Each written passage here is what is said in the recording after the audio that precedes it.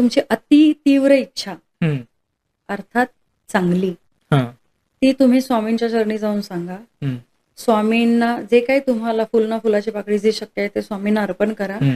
आणि स्वामींना सांगा की स्वामी मी तुमच्या श्री स्वामी समर्थ हं.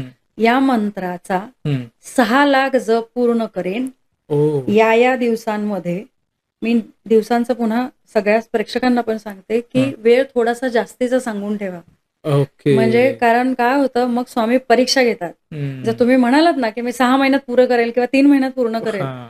तर मग जी परीक्षा होते त्याच्याऐवजी मी माझं स्वतःच सांगते. हां. मी 1.25 वर्ष सांगितलं होतं ओके. की मी स्वामी तुमचा हा 1.25 वर्षाच्यात पूर्ण करेल. हं. माझा माझी ही इच्छा आहे. हा मंत्र मी जपेन. हां. माझा हा मंत्र पूर्ण व्हायच्यात माझी ही इच्छा पूर्ण करा. ओके. माझा अनुभव आहे. कैक अनुभव आहेत. तुमचा जप पूर्ण व्हायच्या आत तुमची इच्छा पूर्ण झालेली असते आणि मी त्यांना त्या जातकांना हाच उपाय दिलेला. अर्थात पर्सनली त्यांनी मला जे जे काही अजून काही आतल्या हां. गोष्टी सांगितल्या हां. त्याला अनुसरून मी ॲडिशनल उपाय पण दिले होते. पण हा महत्वाचा उपाय होता ओके. आणि हा उपाय करून तुम्हाला नक्कीच मार्ग मिळतो.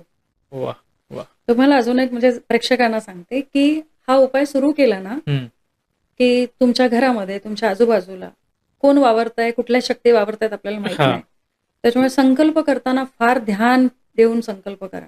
हं. एकदा संकल्प घेतला की परत फिरणे नाही. नाही. त्याच्यामुळे तो घेतलात की मात्र समजा तुम्ही संकल्प घेतलाय की बाबा मी दिवसभरात इतके करेन जे काही तुम्ही हं. ठरवलंय.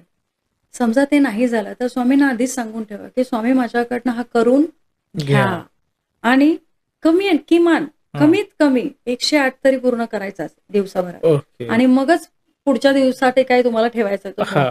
पण काही ना काहीतरी तो पूर्ण करायचा आणि मगच पुढे जायचं. एकही दिवस त्यामध्ये गॅप येता कामा नये. ओके. ही ह्या संकल्पाची फार मोठी आणि जमेची बाजू आहे. ओके. कारण तुम्ही आज गॅप घेतला की तो तुमचा मागचा जो संकल्प किंवा जो केलेला जप आहे तो शून्य झाला.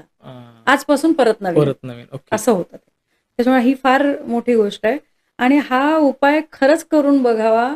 मी तुम्हाला सांगते तुमच्या आपल्या पॉडकास्टवर फार अनुभव येतील आणि खरंच अनुभव सांगावेत लोकांनी. कारण तुमच्या एका अनुभवाच्या जोरीवर इतरांचा कोणाचा तरी विश्वास करेक्ट. ठाम उभा राहत असतो. हां. फार सुंदर अनुभव येतात.